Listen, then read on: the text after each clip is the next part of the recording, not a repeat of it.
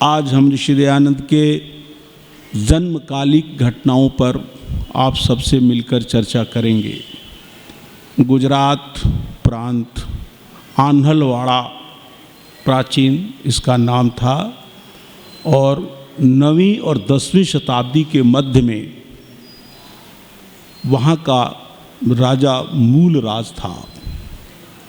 उसके अंदर एक इच्छा हुई कि मैं एक बहुत बड़ा यज्ञ करूं और उस यज्ञ में भारतवर्ष के चुने हुए विद्वानों को बुलाऊं और उनके ऋत्विक वर्ण के बाद मैं इस यज्ञ कार्य को संपन्न करूं।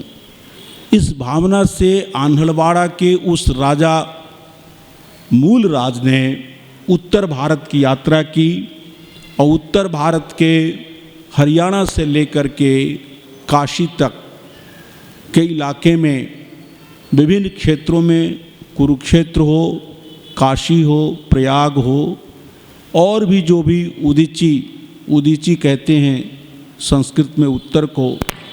हम संध्या में भी उदीची दिग्वर्णोधिपति मंत्र का पाठ करते हैं। तो उदीची प्रांत से 1,000 ब्राह्मणों को, विपश्चित ब्राह्मणों को, विद्वान ब्राह्मणों को वो अपने साथ गुर्जर प्रांत में ले गए। वहाँ ले जाकर उन सबको बसा दिया।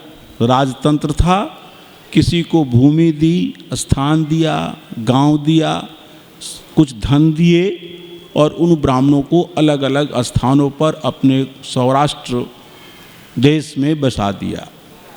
और उन 1,000 ब्राह्मणों में से विशेष रूप से 21 जो सबसे बड़े विद्वान थे, उन 1,000 ब्राह्मणों में से उन 21 ब्राह्मणों का ऋत्विक वर्ण करके यज्ञ का कार्य प्रारंभ किया। इसीलिए उन 1,000 ब्राह्मणों के लिए एक शब्द का प्रयोग चलने लगा जिसको सहस्र औदिच्य कहते हैं। आपने ऋषि दयानंद के जो जीवन चरित्र पढ़े होंगे, स्वयं ऋषि दयानंद ने भी कहा था कि मैं सहस्र औदिच्य जो कहा गया है, सहस्र औदिच्य क्या है, ये इसकी ये पृष्ठभूमि है जो देवेंद्र बाबू ने खोज करके पता लगाया। उन 21 ब्राह्मणों में जो चौथे आसन पर जो विप्र बैठे थे, उस विप्र का उपाधि त्रिवाड़ी थी, जिसको हमारे यहाँ त्रिपाठी कहते हैं या तिवारी कहते हैं। गुजरात क्षेत्र में जाकर उसको त्रिवाड़ी कहने लगे। वो त्रिवाड़ी उनकी उपाधि थी। उनका वेद सामवेद था, गोत्र दाल्भ था, पंच प्रवर थे और सामवेद की जो कौथमी शाखा है उस शाखा के वो विप्र थे जो चौथी आसन पर बैठे हुए थे। उन चौथे आसन पर बैठे हुए जो विप्र थे, यज्ञ तो संपन्न हो गया, लेकिन उस चतुर्थ आसन पर बैठे हुए विप्र प्रवर को उसने राजा ने सिद्धपुर गांव दे दिया। साथ ही आसपास के गांव भी उसके नाम कर दी और वो सिद्धपुर गांव में बसे हुए तिवाड़ी उपाधिधारी दाल्भ गोत्र पंच प्रवर सामवेद की कौथमी शाखा के वो जो ब्राह्मण थे, वही स्वामी दयानंद के आदि पूर्वज हैं। ये घटना 950 से 1000 ईस्वी के मध्य की घटना है। इसके बाद पुराणों में उसके लिए मौरवी राज्य जिसको कहा गया है, जिसको स्वामी जी ने अपने जीवन चरित्र में भी लिखा है, उसके लिए मयूर ध्वजपुरी का प्रयोग है, जिसको आज मौरवी कहते हैं। पुराना नाम उसका मयूर ध्वजपुरी था। उस मयूर ध्वजपुरी राज्य के सौराष्ट्र क्षेत्र में वो राजा राज्य करते थे। और आगे चल कर के वो सिद्धपुर गांव के में रहने वाले पंडित जी वो किसी कारण से वो कच्छ राज्य के भूजनगर में आए, उनके वंशज, और फिर आगे चल कर के कुछ 100 वर्षों के बाद वो जामनगर में आए। जामनगर के बाद कोसिया ग्राम में, एक ही व्यक्ति नहीं, उसके वंश में आने वाले लोग कुछ 100 वर्षों के बाद अलग अलग क्षेत्रों में बसते चले गए, अलग अलग इलाके में रहते चले गए। स्वामी दयानंद के पिता जिनका नाम करशन जी तिवारी था, उनके पिता लाल जी तिवारी वो किसी काम से कोसिया गांव में आए थे और कोसिया गांव से टंकारा नाम के गांव में वो आए और टंकारा जो ऋषि दयानंद की जन्मभूमि है, उस टंकारा में इनके पितामह लाल जी आए और यहीं पर वो बस गए। टंकारा गांव के बारे में अनुसंधान करते हुए देवेंद्र बाबू ने ये पता लगाया कि मोरवी राज्य के एक दीवान थे जिनका नाम जीवा मेहता था। वो जाति के वैश्य थे, लेकिन इसके बावजूद भी युद्ध विद्या में निपुण थे। अपने जीवन में अपने राजा की ओर से कई युद्धों का उन्होंने नेतृत्व किया था। वो विशेष रूप से टंकारा गांव में गए और टंकारा गांव के चारों ओर जो परकोटा है या किले का रूप है, उसको उन्होंने बनवाया।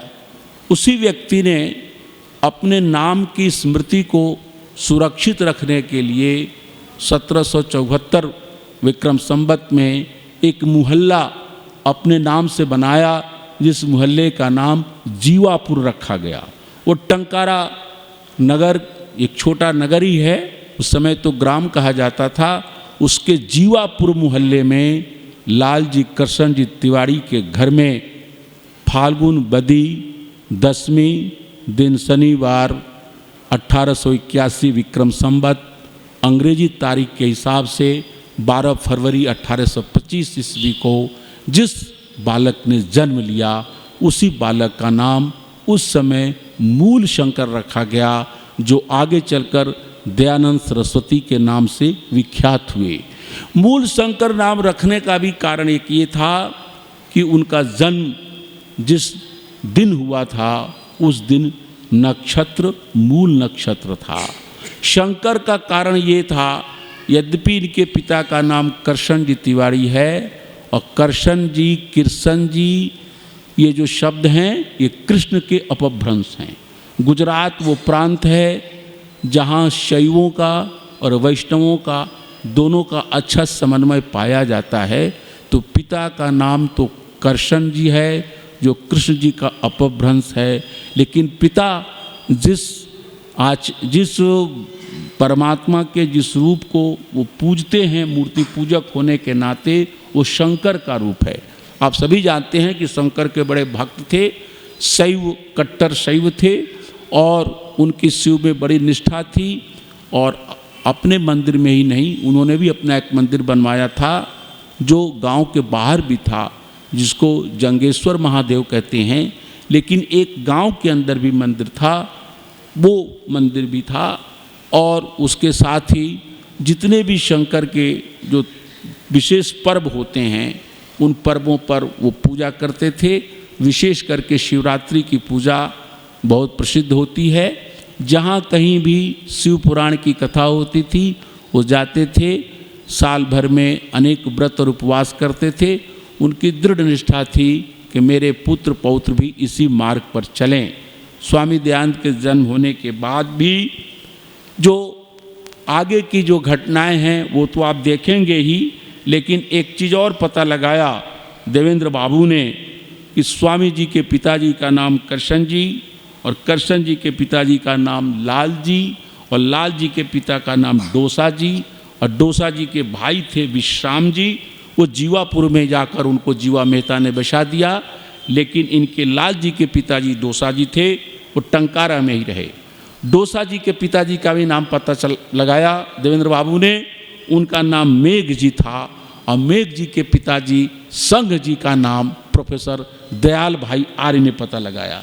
आप लोगों को जान करके थोड़ा आश्चर्य भी होता होगा और सोचते भी होंगे कैसे पता लगता है, जो चीज़ें कहीं लिखित न हो फिर भी कैसे पता लगता है। तो पता ये लगा कि दयाल भाई आर्य दयाल भाई जो प्रोफेसर हैं, अभी 90 वर्ष की उनकी उम्र है, भारत सरकार ने पद्मश्री से उनको नवाजा है, आयुर्वेद के बड़े विद्वान हैं और स्वामी दयानंद के जीवन पर बड़ा भारी काम किया है अनुसंधान का। उसके साथ उन्होंने एक काम और किया है कि चारों वेदों का गुजराती भाषा में अनुवाद कर दिया है और उसको रोजड़ का जो वानप्रस्थ साधक आश्रम है आज स्वामी सत्यपति परिव्राजक के उत्तराधिकारी आचार्य ज्ञानेश्वर जी ने उस गुजराती भाषा में चारों वेदों का प्रथम अनुवाद करने वाले प्रोफेसर दयाल जी भाई को सम्मानित किया और इसी उपलक्ष्य में भारत सरकार ने उनको पद्मश्री भी दी है कि भारत की एक प्रसिद्ध भाषा गुजराती भाषा में उन्होंने चारों वेदों का अनुवाद प्रस्तुत किया है। तो उनको ये पता लगा कि जीवापुर में रहने वाले विश्राम जी थे। विश्राम जी के पुत्र करसन जी, एक दूसरे करसन जी हैं, उनकी पत्नी का नाम कमरबेन था। उनके पुत्र वर्णाक जी के पत्नी का नाम लोधीबेन था, मीठीबेन था। और कर्णाक जी के पुत्र रेवाशंकर जी, उनकी पत्नी का नाम लाधीबेन था। और उनके पुत्र त्रयंबक लाल थे, उनके पत्नी का नाम लक्ष्मीबेन था। मैं एक मनोरंजक बात आपको बताना चाहता हूँ कि इन 4 पीढ़ी, स्वामी जी के पिताजी के चाचा की 4 पीढ़ी का पता कैसे लगा। वो अंतिम चौथी पीढ़ी के त्रयंबक लाल की पत्नी लक्ष्मीबेन से मिले दयाल भाई आर्य। तो उन्होंने कहा आपको 4 पीढ़ियों का नाम कैसे पता है।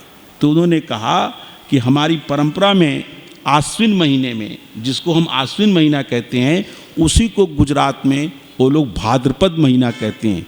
ये एक पक्ष ऐसा होता है कृष्ण पक्ष, जो हमारे यहाँ आश्विन होगा वहाँ वो भाद्रपद होगा, लेकिन शुक्ल पक्ष दोनों का बराबर होगा। इसलिए बराबर होता है कि हमारे यहाँ महीने की समाप्ति पूर्णिमा को होती है और वहाँ महीने की समाप्ति अमावस्या को होती है। ये ध्यान में रखने वाली बात है।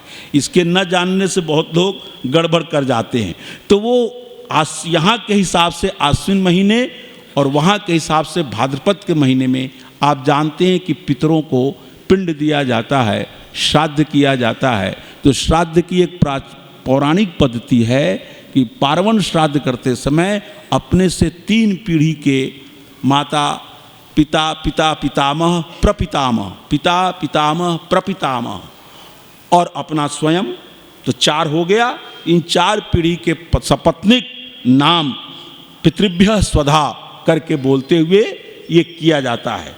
तो लक्ष्मीबेन ने कहा कि मेरी जो सास थी लाधीबेन, उनसे मुझे अपने पूर्वजों का पता लगा, इसीलिए इन 3 पीढ़ी के साथ मैं श्राद्ध में ये मंत्र पाठ करके उनके लिए स्वधा अर्पित करती हूँ। तो ये दयाल भाई ने ये पता लगाया। माने किस प्रकार अनुसंधान होता है आप उसको अनुमान लगा सकते हैं।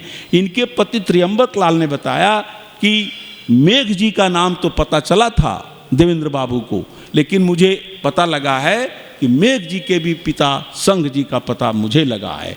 तो इस प्रकार ये थोड़ा अनुसंधान की बातें भी मैं आपके बीच में बता देता हूँ।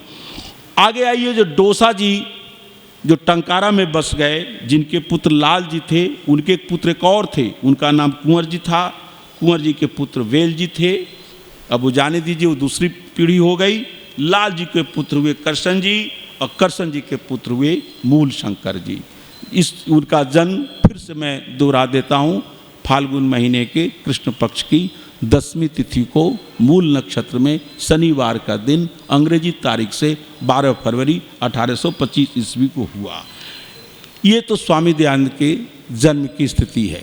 स्वामी दयानंद अपने पिता के ज्येष्ठ पुत्र थे। बहुत ही साधना और बहुत ही मनोवत के बाद एक प्रौढ़ अवस्था में स्वामी दयानंद का जन्म के समय उनके पिता की अच्छी खासी अवस्था थी। अनुमान किया जाता है कि लगभग वो 40 वर्ष के हो चुके थे। इसलिए ये उनके पुत्र की प्राप्ति उस ज़माने में एक बड़ी बात कही जाएगी, क्योंकि उस समय अल्पावस्था में ही 20, 21, 22 वर्ष में ही लोगों को पुत्र हो जाता था। लेकिन ये इनकी एक प्रौढ़ अवस्था में ये पुत्र हुए थे। और मूल शंकर के बाद 2 वर्ष बाद एक पुत्री पैदा हुई और उसके बाद पुनः एक पुत्र पैदा हुए। उसके बाद फिर एक पुत्री पैदा हुई और फिर उसके बाद एक पुत्र और पैदा हुए। कुल मिलाकर स्वामी जी 3 भाई थे और 2 बहनें थीं। 5 भाई का परिवार था। स्वामी जी की अवस्था जब 5 वर्ष की हुई तो उनको नागरी अक्षरों का अभ्यास कराया गया। 5 वर्ष से पहले ही परिवार में खुशियाँ इसलिए बढ़ गई थीं कि बहुत प्रतिभाशाली लोगों ने देखा कि ये बालक बचपन से ही, जो बच्चे बहुत प्रतिभाशाली होते हैं ऐसे ही प्रतिभाशाली इनके गुण थे। शरीर भी स्वस्थ सुंदर था, गौरवर्ण था, हृष्ट पुष्ट थे और 5 वर्ष में ही इनके नागरी अक्षरों का आरंभ करा दिया गया। परिवार की पूजन की पद्धति भी सिखाई जाने लगी, मंत्र याद कराए जाने लगे, श्लोक याद कराए जाने लगे, सूक्तियाँ याद कराई जाने लगी। 8वें वर्ष में इनका यज्ञोपवीत करा दिया गया। 8वें वर्षे ब्राह्मणे उपनयित, जो हमारे ऋषियों की मान्यता है, ठीक उसी मान्यता के अनुरूप 8वें वर्ष में इनका यज्ञोपवीत किया गया।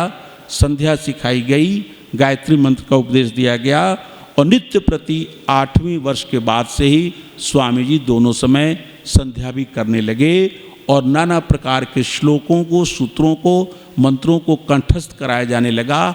आप इसी से अनुमान लगा सकते हैं कि स्वामी जी 8वें वर्ष के से लेकर के लगातार जिन यजुर्वेद के मंत्रों को आप लोग प्रतिदिन आज से आहुतियाँ दे रहे हैं, स्वामी जी ने 8वें वर्ष की अवस्था से ही यजुर्वेद के मंत्रों को कंठस्थ करना प्रारंभ किया और ठीक 13 वर्ष जब उनका पूरा हुआ, 5 वर्ष में स्वामी जी को संपूर्ण यजुर्वेद के मंत्र कंठस्थ हो गए। केवल यजुर्वेद ही कंठस्थ नहीं हुआ, स्वामी जी ने व्याकरण पढ़ना शुरू किया, शब्द रूपावली याद की, धातु रूपावली याद की, व्याकरण के छोटे बड़े ग्रंथ पढ़े और कर्मकांड की जो पद्धति घर में प्रचलित थी उन कर्मकांड के ग्रंथों को भी पढ़ा और कर्मकांड की विधियों के अनुसार जहाँ जहाँ उनके पिताजी कहीं कथा होती थी, शिव पुराण की या किसी प्रकार का धार्मिक अनुष्ठान होती थी, वहाँ उनको ले जाने लगे। बड़े पुत्र थे, होनहार पुत्र थे, पिता के साथ वो जाया करते थे। स्वामी जी ने पुनः प्रवचन में एक और बात कही है कि 10वें वर्ष में जब मेरा प्रवेश हुआ तो हमको मूर्ति पूजा का भी मेरे पास अपने पास बैठा करके पिताजी मूर्ति पूजा करते थे, मैं देखता था और मैं भी उसमें पार्थिव पूजन में जो थोड़ा बहुत बालक 10 साल का बालक जो सहयोग कर सकता है वो करता था। यद्यपि उस समय मुझे उसका पूरा ज्ञान नहीं था। हाँ, 13 वर्ष जब पूरे हो गए, यजुर्वेद पूरा कंठस्थ हो चुका था।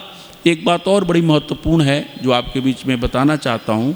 आज प्रातःकाल भी मैंने कहा था कि स्वामी दयानंद की एक सबसे बड़ी विशेषता यह थी कि लोकैषणा से बिल्कुल मुक्त थे। बचपन से ही उनको अपने नाम की, अपने ख्याति की, अपनी प्रशंसा की कतई इच्छा नहीं थी। बाद में जब उन्होंने आर्य समाज की स्थापना भी की, पूरे देश देशांतर में प्रतिष्ठित भी हुए, तो भी उन्होंने अपने नाम की कोई परवाह नहीं की। वे नहीं चाहते थे कि मेरा लोग नाम जाने, मेरी ख्याति हो, मेरी प्रशंसा लोग करें। ये बिल्कुल ऐसा व्यक्तित्व इतिहास में युगों में कोई पैदा होता है। यही कारण है कि स्वामी जी ने अति आग्रह होने के बावजूद भी अपने जन्म की दिन नहीं बताया, अपनी जन्म की तिथि नहीं बताई, अपने माता का नाम नहीं बताया, अपने पिता का नाम नहीं बताया, अपने गांव का नाम नहीं बताया। बड़ी आग्रह के बाद केवल 2 बातें कही हैं कि 1881 विक्रम संवत में जन्म हुआ, मोरवी राज्य की बात कही है। अब आप सोचिए कि जो व्यक्ति कुछ नहीं बता रहा है, कितना परिश्रम किया होगा लोगों ने स्वामी जी के इन सब चीज़ों को पता करने का। उनके जीवन काल में स्वामी दयानंद का 1883 में देहांत होता है। 1881 ईस्वी में एक पत्रिका निकलती थी फर्रुखाबाद से, उसका नाम था भारत सुदशा प्रवर्तक और उसके संपादक थे पंडित गणेशी प्रसाद शर्मा, जो आर्य समाज फर्रुखाबाद के मंत्री थे। और उन्होंने अपने विवेक से उस पत्रिका का नाम रखा था भारत दुर्दशा प्रमर्दक। क्या रखा था नाम? भारत दुर्दशा प्रमर्दक। पहला अंक जब छपा, स्वामी जी के सेवा में भेजा गया, तो स्वामी जी ने कहा कि संपादक का, हमारे आर्य समाज के मंत्री फर्रुखाबाद का दृष्टिकोण तो बड़ा अच्छा है कि भारत की जो दुर्दशा है उसको प्रमर्दित करना चाहते हैं, लेकिन स्वामी जी को लगा कि नाम पॉजिटिव होना चाहिए, सकारात्मक नाम होना चाहिए। तो उन्होंने चिट्ठी लिखी और कहा कि प्रयास तुम्हारा अच्छा है, लेकिन मेरा सुझाव है कि इसका नाम बदलकर भारत दुर्दशा प्रमर्दक को हटाकर भारत सुदशा प्रवर्तक कर दो। और स्वामी जी ने, कवि जी प्रसन्न हो गए, तो भारत दुर्दशा प्रवर्तक को हटाकर भारत सुदशा प्रवर्तक, और ये नाम से पत्रिका चली।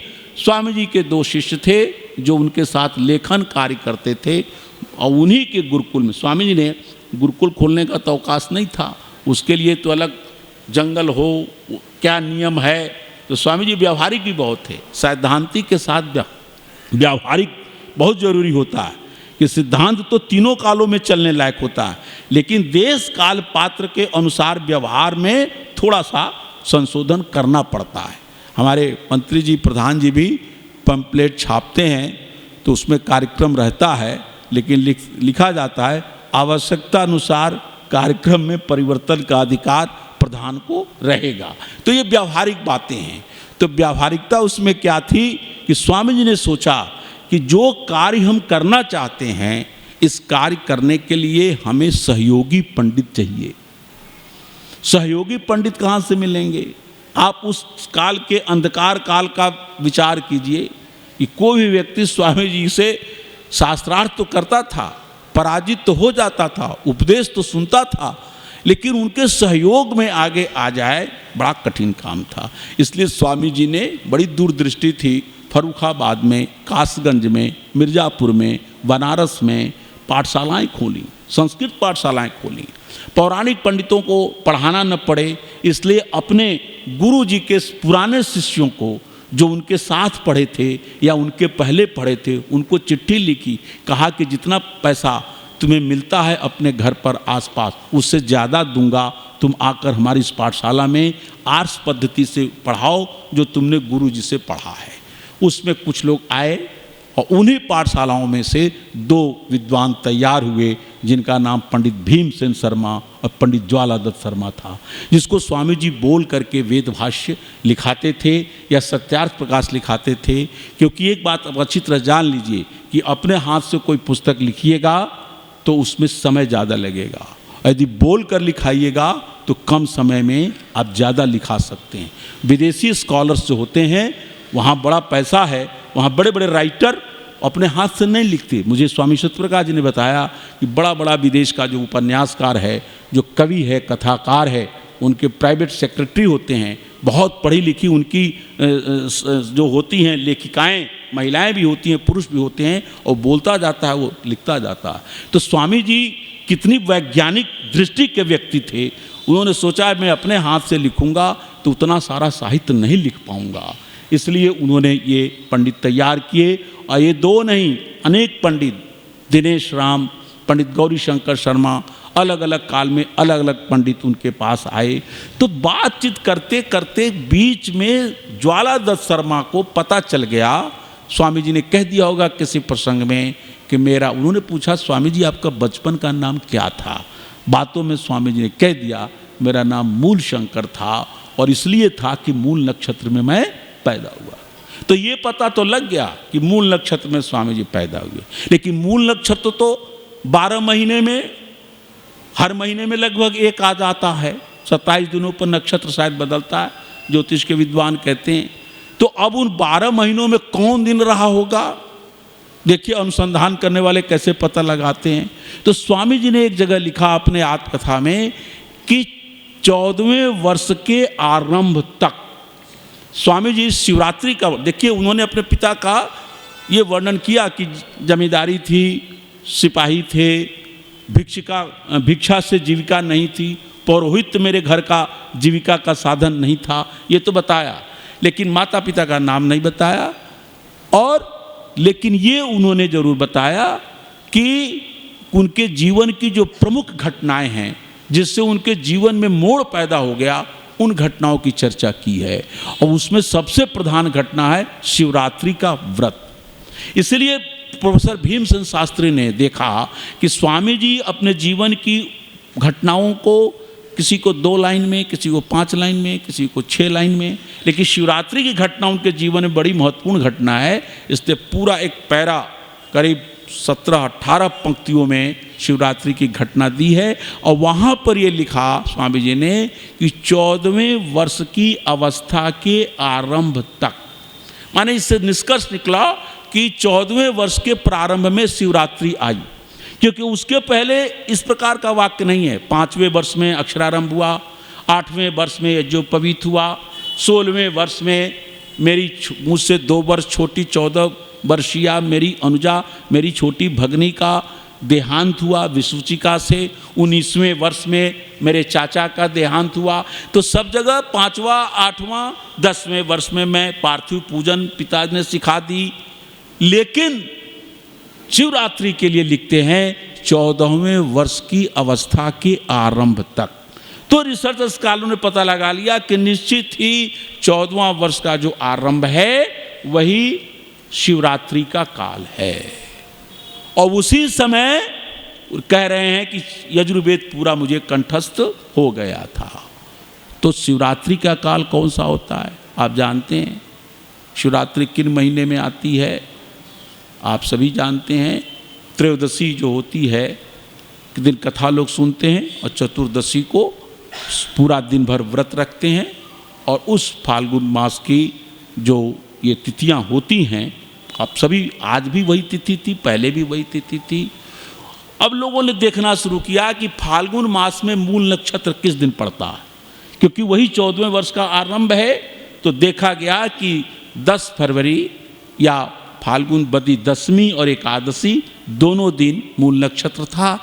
दशमी में कम था, एकादशी में ज़्यादा था। लेकिन सूर्योदय की तिथि आप अच्छी तरह जानते हैं कि अंग्रेजी तारीख रात के 12:01 पर बदलती है, लेकिन हिंदी तिथि सूर्योदय जिस क्षण सूर्योदय होता है और उस समय से लेकर दूसरे दिन के सूर्योदय होने तक का वो मानी जाती है। तो उस 24 घंटे के काल में दसवीं जो तिथि थी मूल नक्षत्र का, यद्यपि अल्प था लेकिन 11वीं में ज़्यादा था। लेकिन सूर्योदय की दृष्टि से, क्योंकि वो 10वीं शनिवार को ये निर्णय लिया गया।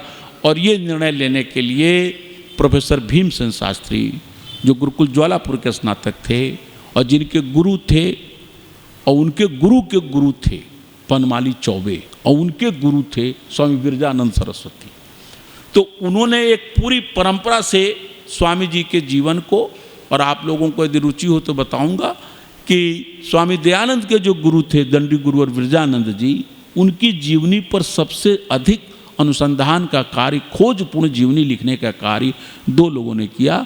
एक प्रोफेसर भीमसेन शास्त्री कोटा वाले और दूसरे डॉक्टर राम प्रकाश, जो आप जिनका अभी कुछ दिन पहले देहांत हुआ है। वो चंडीगढ़ विश्वविद्यालय में रसायन शास्त्र के प्रोफेसर थे, लेकिन स्वामी दयानंद के अनन्य भक्त थे और उन्होंने दो लोगों पर बड़ा काम किया, एक दंडी गुरुवर विरजानंद पर और एक स्वामी दयानंद के गुरु गुरु विरजानंद और स्वामी दयानंद के शिष्य पंडित गुरुदत्त विद्यार्थी। हमने कहा था डॉक्टर साहब आपने गुरु और शिष्य दोनों पर बड़ा अनुसंधानपूर्ण कार्य करके पुस्तकें लिखी हैं। तो भीमसेन शास्त्री ने ये चीज़ को सबसे पहले पता लगाया, सारदेशी सभा में पत्र लिखे। 1950 या शायद संभवतः सन 52-53 से इस पर विचार होना प्रारंभ हो गया था। 4 वर्ष तक लगातार विचार हुआ। स्वामी आत्मानंद सरस्वती प्रधान थे, मंत्री आचार्य विश्वेश्वरवा जी थे, सारदेशिक धर्मार्थ सभा के, वैद्यनाथ शास्त्री थे, पंडित धर्मदेव विद्या मार्तंड थे, आर्य समाज बम्बई के मंत्री विजय शंकर जी थे, भीमसेन शास्त्री थे, इंद्रदेव यति थे। तमाम लोगों की मीटिंगें होती रहीं। 4 वर्षों तक मीटिंग होने के बाद 1960 ईस्वी में ये निर्णय ले लिया गया कि स्वामी दयानंद का जन्म मूल नक्षत्र में मूल शंकर नाम के कारण और 12 फरवरी 1825 ईस्वी को हुआ था। यही कारण रहा। एक कहावत है, हमारे बड़े भारी संस्कृत के एक पंडित हुए हैं जिनका नाम भवभूति है, नाम सुना होगा। कालिदास और भवभूति दो बड़े देदीप्यमान नक्षत्र हैं संस्कृत गगनाकाश में। उस भवभूति ने लिखा है कि जो ऋषि होते हैं, ऋषिराम पुनराद्यानाम वाचम अर्थोनुधावती, वो जो वाणी बोल देते हैं अर्थ उसके पीछे चलता है। इसका मतलब क्या है? मतलब ये है कि हम सामान्य लोग जो भी बोलते हैं तो बोलने के पहले क्या बोलना है वो विचार हमारे मस्तिष्क में आता है। समझिए जो बात मैं कहना चाहता हूँ। आप लोग, हम लोग जो बात भी बोलते हैं, बोलने के पहले वो विचार, वो कंसेप्ट मस्तिष्क में आता है और उस विचार को अभिव्यक्त करने वाले शब्द उसके बाद आते हैं। उस विचार पहले आता है और उस विचार को बोधक शब्द बाद में आते हैं, तब उसको हम वाक् तंत्र से उच्चरित करते हैं। लेकिन ऋषियों की जो पारावाराज्य हैं, जिन्होंने समाधि में परमात्मा का दर्शन किया है, जिनको पता है सारी चीज़ें, जीवन बिल्कुल निष्कलुष है, उनके जीवन में ऐसा भी क्षण आता है कि वो बोल पहले देते हैं, वो अर्थ पीछे पीछे चला जाता है कि जो बोलते हैं वही होने लगता है। तो ये नारायण स्वामी, स्वामी श्रद्धानंद, महात्मा हंसराज, पंडित बुद्धदेव विद्यालंकार, पंडित चमुपति, पंडित ब्रह्मदत्त जिज्ञासु, स्वामी सत्यानंद, उन लोगों का नाम मैं ले रहा हूँ जो पहली पीढ़ी के आर्य समाज के लोग थे, जिनको सीधी साक्षात प्रेरणा स्वामी दयानंद से मिली थी। उन्होंने जब विचार किया कि ऋषि दयानंद की जन्म शताब्दी हमें मनानी है। आपको पता होगा ऋषि दयानंद की जन्म शताब्दी 2 चीज़ें तय करनी थी। एक तो ये तय करनी थी कि कहाँ मनाई जाए, दूसरी तय करनी थी कि किस तिथि को मनाया जाए। तो लोगों ने बहुत विचार रखे, किसी ने कहा अजमेर, किसी ने कहा दिल्ली, किसी ने कहा मुंबई, किसी ने कहा टंकारा, किसी ने कहा लाहौर। तो टंकारा समाज के कहने वाले कोई थे नहीं, टंकारा में कोई समय आर्य समाज का कोई कार्य नहीं था, शायद 2-4 लोग भी आर्य समाजी न थे। अंत में नारायण स्वामी ने कहा, स्वामी दयानंद तो दयानंद तब बने जब मथुरा में दंडी गुरुवर बिरजानंद से उन्होंने विद्या प्राप्त की, इसलिए मथुरा में ऋषि दयानंद की जन्म शताब्दी मनाई जाए। तो प्लेस तय हो गया। फिर वह किन तिथियों में मनाई जाए, क्योंकि 1925 तक तो स्वामी दयानंद के जन्म का पता लगा नहीं था कि किस तिथि को पैदा हुए हैं। तो उस समय उन्होंने कहा कि हमें और कुछ नहीं पता है, लेकिन ये तो पता है कि शिवरात्रि के दिन प्रथम बीज वपन, जैसे खेत में आदमी कोई अन्न पैदा करना चाहता है तो उस दिन उस अन्न की उत्पत्ति का प्रारंभ दिवस है जिस दिन उस खेत में बीज डाल देता है। तो स्वामी दयानंद के दयानंद बनने का जो बीज है वो बीज किस दिन है? शिवरात्रि का दिन है, जिस दिन उस 14 वर्ष के प्रारंभ में आने वाले बालक जिसकी अवस्था केवल 13 वर्ष 4 दिन की है, उसके अंदर से विवेक जागता है कि ये शिव की पिंडी के ऊपर जो अक्षत और जो खाद्य पदार्थ हैं उसको खाने वाले चूहे, उस पर मलमूत्र करने वाले चूहे वो हटा नहीं पा रहा है, पाशुपतास्त्र बनाने वाले शंकर जी भी उसको हटा नहीं पा रहे हैं। तो क्या ये परमात्मा है? क्या इसकी पूजा करनी चाहिए? ये जो विवेक जिस दिन पैदा हुआ उस दिन हमारे ऋषि दयानंद की जन्म शताब्दी में वो दिन जरूर आना चाहिए। ये उनके मन में ये बात आई और उन्होंने ये भी सोचा, उस जमाने के आर्यों की लगन देखिए कि उत्सव कितने दिन किया जाए। आज तो 2.5 दिन में ही सांसें फूल जाती हैं, 3 दिन में ही। लेकिन उस जमाने, इतने कष्टपूर्ण जमाने में, जबकि कोई व्यवस्था नहीं होती थी, झोपड़ियों में लोग रहते थे, लाइट की ये व्यवस्था नहीं थी, पंखे नहीं थे, इतने असुविधाओं में भी प्रसन्नता से मनाने के लिए जो दिन तय किया गया 7 दिन तक तय किया गया। और वो दिन कौन सा था? 15 फरवरी से 21 फरवरी 1925 ईस्वी का दिन तय किया गया। और हिंदी तिथि से जो दिन तय हुई फाल्गुन कृष्ण पक्ष सप्तमी से त्रयोदशी पर्यंत, फाल्गुन कृष्ण पक्ष की सप्तमी से त्रयोदशी, माने बीच में वो 10वीं आ गई। ये होता ऋषि राम पुनराद्या नाम वाचम अर्थोनुधावती। महात्मा नारायण स्वामी, स्वामी श्रद्धानंद ने जो 7 दिन तय किए, यद्यपि उस समय विदित नहीं था कि स्वामी दयानंद की वास्तविक जन्मतिथि कौन है, लेकिन उन निरजस्तम महानुभावों के अंतस्थल में जो 7 दिन की तिथियां तय की गईं, उसमें वो वास्तविक तिथि भी आ गई जिस तिथि में स्वामी दयानंद का जन्म हुआ था। ये बात बड़ी महत्वपूर्ण है। जो इस बात को जब मैंने कहा आचार्य राजेंद्र जी यासु जी को, तो बड़े प्रफुल्लित हुए। कहा ज्वलन तुम सोचते रहते हो और बहुत अच्छी बात तुमने सोची, इसको मैं लिख दूंगा। और अभी जो आर्य समाज का इतिहास का 2 भाग छपा है, लेटेस्ट नवीनतम अद्यतन संस्करण इसको हिंदी में कहेंगे, किसकी लिखी हुई? पंडित इंद्र विद्या वाचस्पति की, जो स्वामी श्रद्धानंद के पुत्र थे। गोविंद राम हासानंद ने 2 भागों में आर्य समाज का इतिहास लिखा था। इंद्र विद्या वाचस्पति ने उसका अद्यतन लेटेस्ट संस्करण जो निकला है, इसकी मैं विस्तार से मेरे विचार को स्वामी दयानंद की जन्मतिथि के संबंध में भी और आर्य समाज की स्थापना तिथि के संबंध में भी राजेंद्र जिज्ञासु ने सहमति पूर्वक लिख दिया है। और मैं अपने ख्यापन में ये बात नहीं कह रहा हूँ। 1988 में, आज से करीब 35 साल पहले, मैंने एक लेख लिखे थे। फिर उस लेख को कम से कम 10-12 पत्रिकाओं में छपाया और उस काल में जो निर्णय हुए थे, सार्देशिक सभा ने 1967 में अंतरंग कमेटी बैठी विद्वानों की और साथ साथ भारत के सारे प्रतिनिधियों की, जो सार्देशिक की अंतरंग है, और वहाँ फाइनल डिसीजन ले लिया गया कि स्वामी दयानंद की जन्मतिथि यही है जो मैंने आपके सामने रखा। लेकिन उसके बाद भी इस पर आक्षेप किए जाते रहे। उन सारे आक्षेपों का जवाब मैंने 1988 ईस्वी में अपनी प्रकाशित पुस्तक में दिया। अब तो सर्वमान्य सा हो गया है, इसलिए उसमें कोई विवाद की बात नहीं है। लोकप्रिय और सबसे अधिक फॉलोअर्स के साथ पूरी दुनिया में आर्य समाज के विचारों का प्रचार करने वाला एकमात्र चैनल वैदिक प्रचार।